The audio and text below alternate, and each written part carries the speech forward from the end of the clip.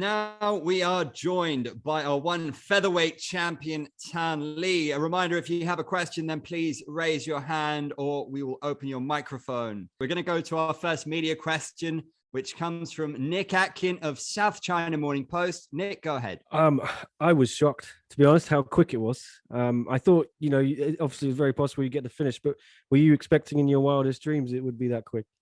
If you look on paper, when I do win, I've got a lot of finishes early, and it's not really my choice, I'd say. I don't go out there and bum rush people and try to put pressure and try to get the fight ended quickly. I really go out there and try to feel my opponent out. You guys know how I fight. I like to start calculated, precise, and get a feel for my opponent's range, distance, timing. And then, Gary's timing on the feet was nice. It was different than the usual typical high level striking feel. So that was cool to feel from him. And then when he started to get the bite, and obviously he pulled to his footlock position. After that first grip attempt, and I kind of chipped him a little bit, I could feel it change him. And I decided, because after that first off balance, I could have left, but I decided to stay.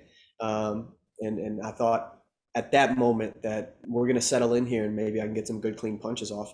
I didn't know it was going to knock him out that soon, but I do have death in his hands. So we always joke about having Denmark and don't let me touch you. The two shots you hit him after you knocked him out seemed harder than the one you hit him with. And we also surprised that he attacked the leg instead of maybe going for your back, because he left himself open to that. No, if he would have let go of the foot, I think him and I kind of felt the same thing.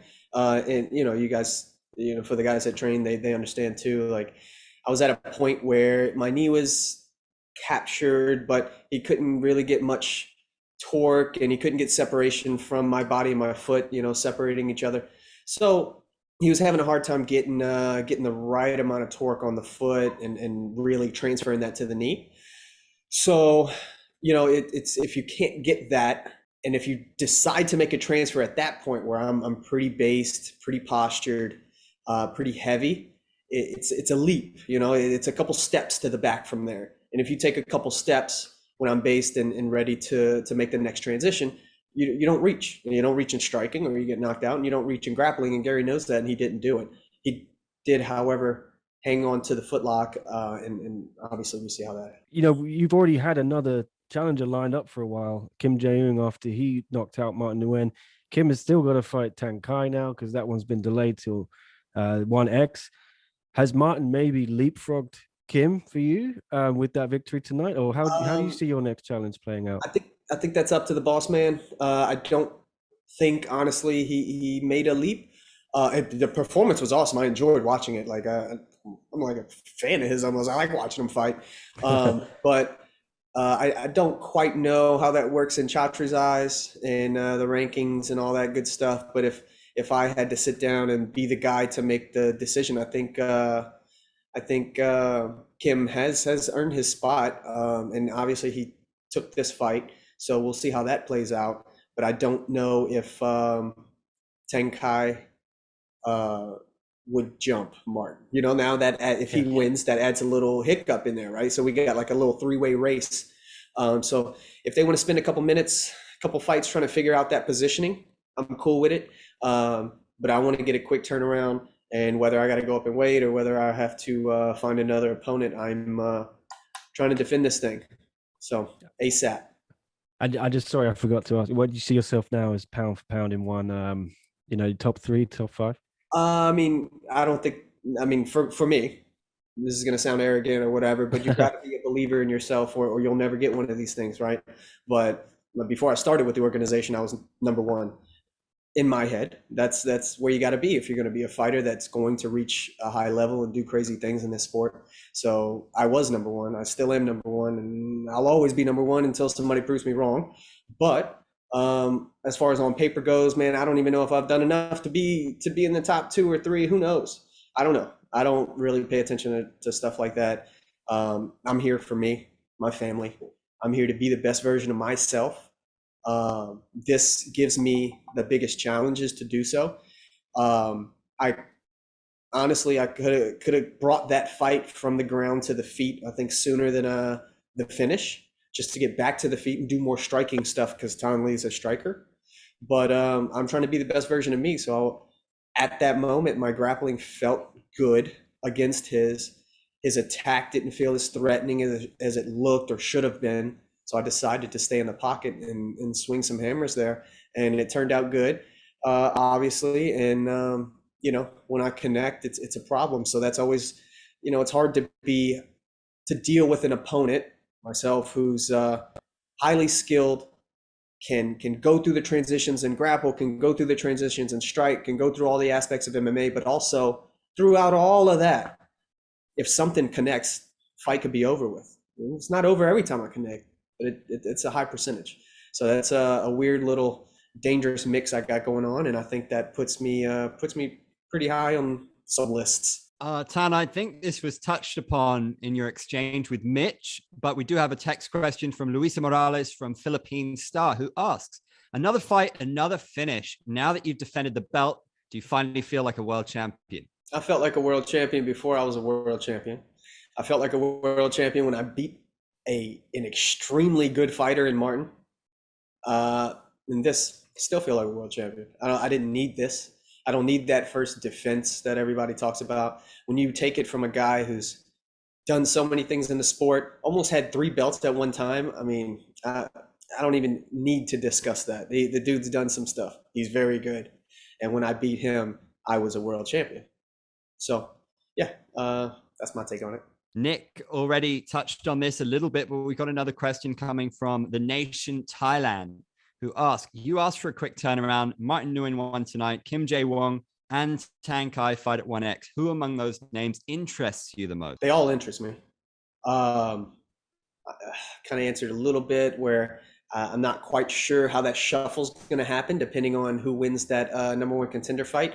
But I think the winner of that fight will have a high chance, especially if it's Kim. Obviously, I think he's the one.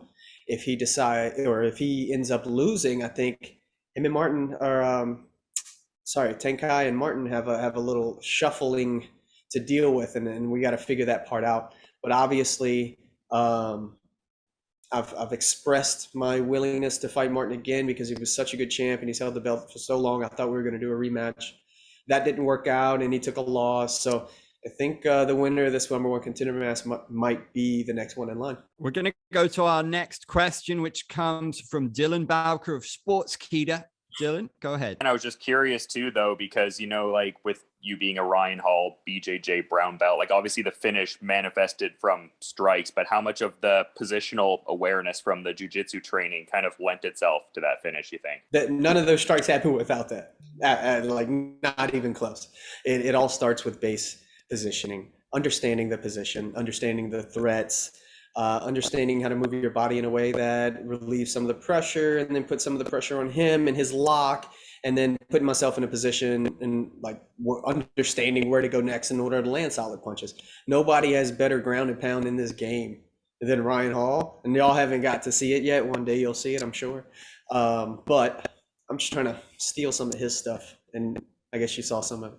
Yeah, absolutely. One of the big talking points heading into this fight from you was the idea of like cross-promotional champ versus champ fights. Like you seem like you very much have a strong level of confidence in general, but is it even further emboldened following that victory you just had? I mean, it grows every day because of training, who I train with, who I learn from. My coaches here, even today, my brother Vin Lee, the best fighter you've never heard of, and my dad, the best coach you've never heard of. Been coaching me since I was a little baby, running around doing crazy stuff. But my family's so awesome, and it's just that in confidence and in my belief in my system and the guys around me and the guys I choose to put around me, and the pieces that they've helped me put together and I've put together, and my team has helped me brainstorm about how to put together. Like it doesn't have to do with fights and performances. I know how good or bad I am. My team knows how good or bad I am. We know that we belong here with something like this more than one, more than two, more than just these words. We've got other organizations that those champs need to come find out what's happening. You know what I mean? So we've got a lot to work to do. We're not done, not even close, but we have to get these cross promotion events going. Otherwise, we're not going to know who the best in the world is at each individual weight. We need to get all these guys together, and we need to prove what we can do. Let's get these featherweight champs together. If some organization doesn't want to throw their hat in a name, then be gone with them. Put the rest of the guys up together. Let's do these big fights. Let's do this for the fans. Let's do this for the organizations. This sport can grow when things like this happen, and that's what we're trying to do. I love martial arts. I love mixed martial arts. I do it because I love it, and that's what's going to get that sport to grow. Getting all these guys involved, right? And then we'll find out who the best in the world is.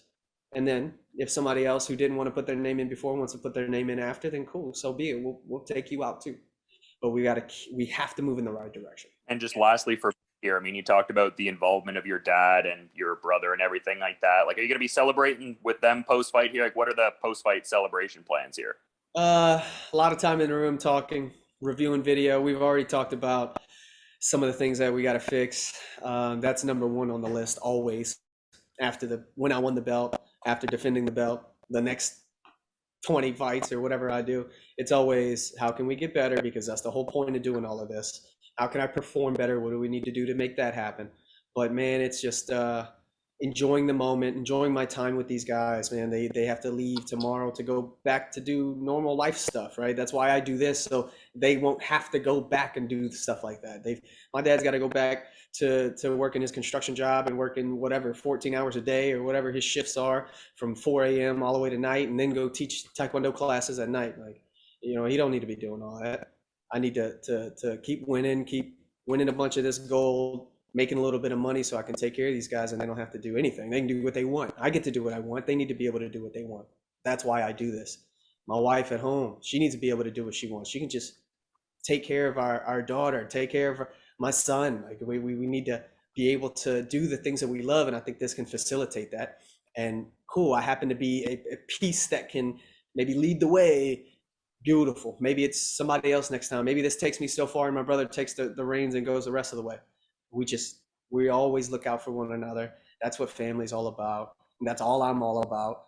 We're pretty boring, but we have a lot of fun doing it. Our next question comes from Derek Wright of the No Judge Necessary podcast. Hey, congrats on the title. And I just wanted to say, with global restrictions hopefully easing soon and Chatri saying you wanted to move internationally, is there a specific venue or maybe a dream venue you'd like to defend the belt at? Vietnam. I want to fight in Vietnam. I want to take my dad there. I want to take my family there. I know, man, the fans in Vietnam are so awesome. They're great. We haven't been able to experience one another. Y'all make this happen. Do you do your part? I'm trying to do my part. Let's open up these borders when the time is right, obviously. But I want to fight in Vietnam, and obviously I want to fight on U.S. soil. Those are two wonderful places I have to fight in before I die. And then let's get that going. Just kind of wanted to see, obviously you talked about the featherweight division and cross promotion, but 5 straight knockouts. Is there anyone that can strike with Thanh Le? They can definitely strike with me. Absolutely. I think everybody on the planet, these champs can definitely strike with me. I don't know if they'll make it out awake, but they can definitely try and strike with me. They can definitely try and grapple with me too. I got a little something waiting for them there. Man, I do this. I put a lot of time into getting good at all aspects of the sport. I'll go out there and perform my best every time as best as possible. And when the time comes and I don't have this belt anymore, I'm gonna do the same damn thing. It's not gonna affect anything. Right now I get to choose the best matchups, which, I've talked about this before. We can use this power for good or evil.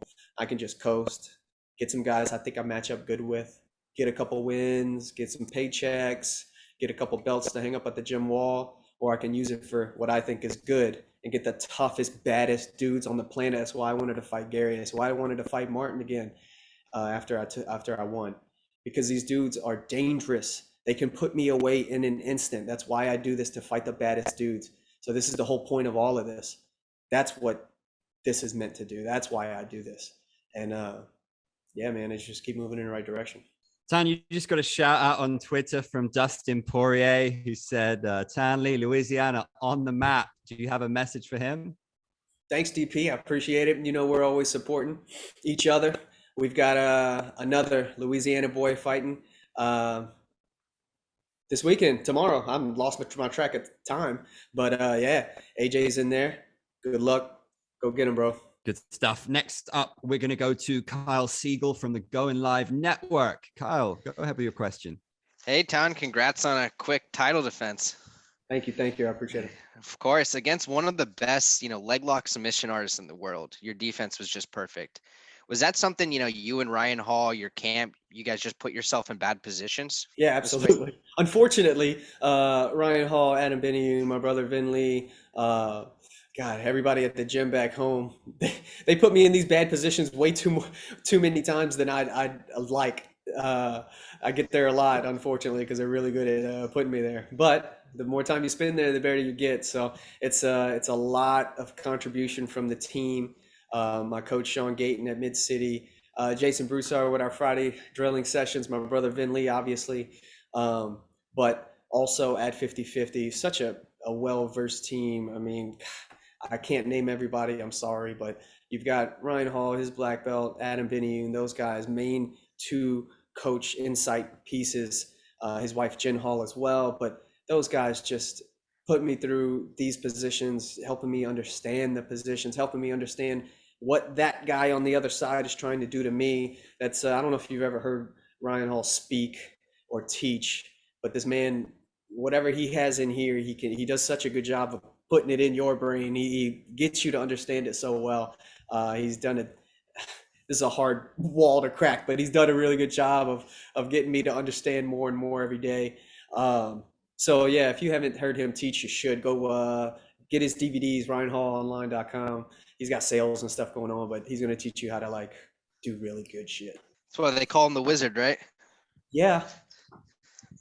And then, one just posted an Instagram post with you saying, Christian Oak, let's do it. With this, featherweight #1 contender fight going on, and if you had your choice, is that something you'd want to do? Get your feet wet at lightweight?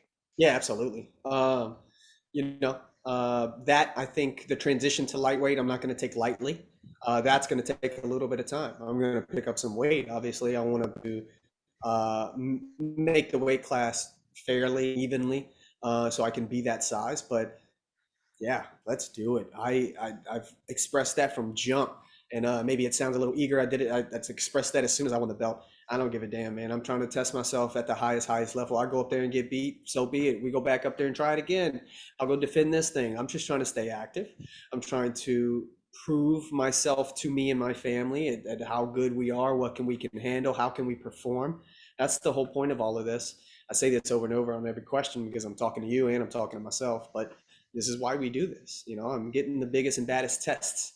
If I could fight in every weight class, I would. If I can go down and look at Lineker, he did a great job tonight. I'd love to go down there. I don't think my body can make that cut. So I guess that's out the question, but we're looking at options and we're looking at different divisions, obviously, but those guys are such good martial artists. They do, obviously I think have a really, really, really good chance against those guys. And I'd like to test that out because I could be wrong. We'd like to see. Champ, congratulations. Another classic for the highlight reel. It's been a pleasure. Thanks for joining us. Thank you. I appreciate it, guys.